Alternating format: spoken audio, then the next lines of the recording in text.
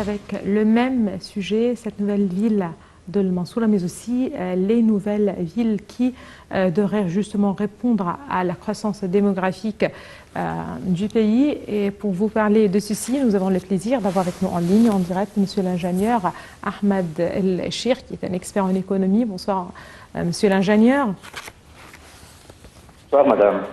Donc, il y a les nouvelles villes, le développement des villes déjà existantes, mais aussi un plan ambitieux pour la création de nouvelles villes, de nouvelles communautés. Ceci intervient dans un contexte un petit peu difficile, un petit peu compliqué pour le monde entier, certainement avec des coûts très importants, mais qui devraient par contre répondre à cette croissance démographique, faire face aussi à cette, non seulement à cette croissance démographique, mais peut-être au chômage et d'autres dossiers, si vous le voulez bien. Quelle est l'importance de ces nouvelles villes, monsieur l'ingénieur?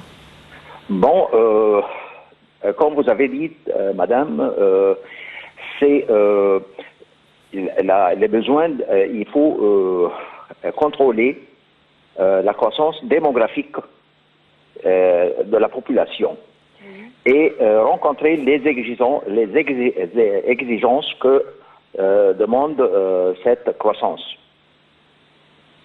La nouvelle ville de Mansoura comprend pas seulement de la main-d'œuvre, et aussi des, comment dire, les opportunités de travail, mais aussi il y a surtout la ville de Mansoura, la New Mansoura, et toutes les villes, c'est pour protéger la côte nord de la mer. C'est-à-dire, la mer, on prétend que durant les 50 années qui viennent, le niveau de la mer va augmenter par 1 mètre et 2 mètres. Donc, ces villes-là, dans les nouvelles villes côtières en Égypte,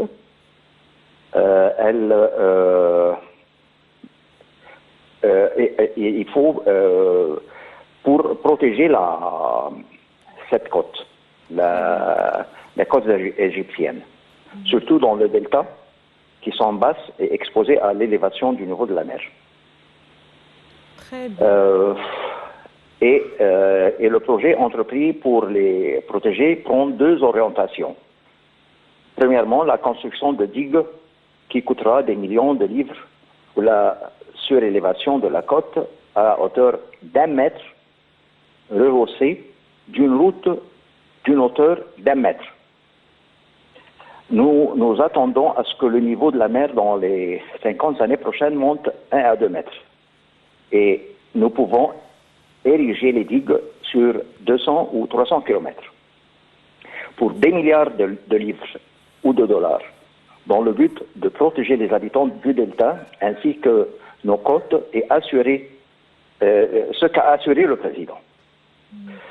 Et le président aussi, dans sa visite à l'inauguration de la première phase de New Mansoura, il a souligné à la nécessité de contrôler la croissance démographique au vu des ressources disponibles de l'État. La nouvelle ville de Mansoura est l'un des fruits du développement économique.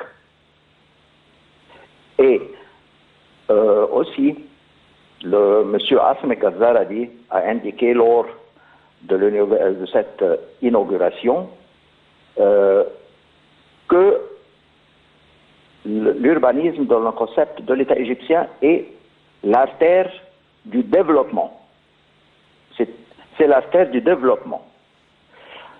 Le delta comprend des gouvernorats d'Aqalaya, Domiat, Damietta, Gharbeya, Kafr el-Sheikh et Monofeya, qui regroupent 20 millions de personnes vivant sur 1,2% de la superficie totale de l'Égypte. Très bien. Aussi, pardon? Oui, je vous en prie. Oui.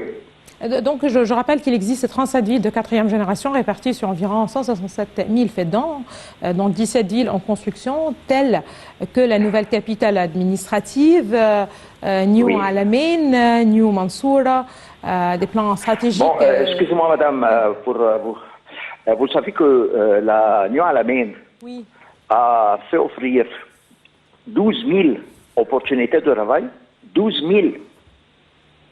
Si vous considérez l'opportunité de travail qui coûte environ de 60 000 à 250 000 livres égyptiennes, l'opportunité, une opportunité. Donc vous avez 12 000 opportunités. Seulement de la ville de New Alamein. Voilà. Très bien. Justement, pour ce point, les offres d'emploi, à titre d'exemple, il faut justement rappeler que les fondements, selon les fondements économiques de chaque nouvelle ville, on a précisé en fait la nature des projets d'investissement qui devraient être mis en place. Ça, c'est un point très important. Dans un pays. Je n'ai pas compris la dernière phrase, s'il vous plaît. Justement, c'est l'Égypte en général, c'est le gouvernement qui travaille, qui œuvre à attirer l'investissement, que ce soit l'investissement étranger ou encourager l'investisseur égyptien pour ces nouvelles villes. Quand on parle de nouvelles villes, à quel point ces nouvelles communautés pourront être justement attirées des investisseurs, que ce soit les investisseurs étrangers ou l'investisseur égyptien, puisque vous avez parlé des offres d'emploi, c'est-à-dire de nouveaux projets et ainsi de suite. Le développement de l'urbanisme, c'est, comme j'ai dit, c'est l'artère du développement.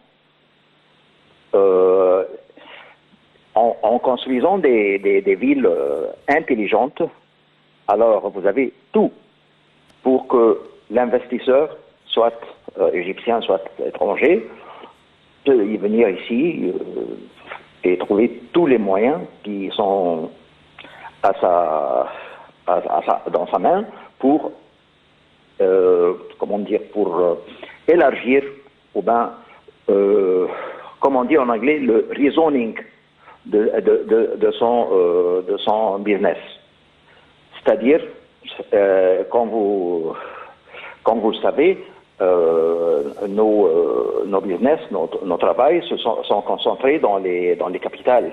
Alexandrie, comme Alexandrin, Le Caire, Alexandrie, les villes principales. Très bien. Mais en construisant des villes nouvelles, très bien. Merci intelligentes, alors...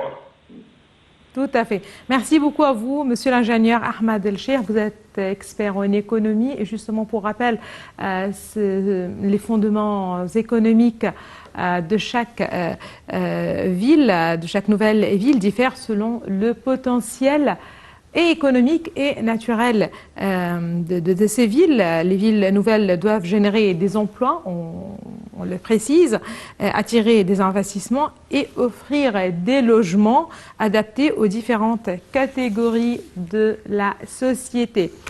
Là, on enchaîne avec un autre dossier. Cette fois-ci, c'est l'Afrique. Je rappelle que le président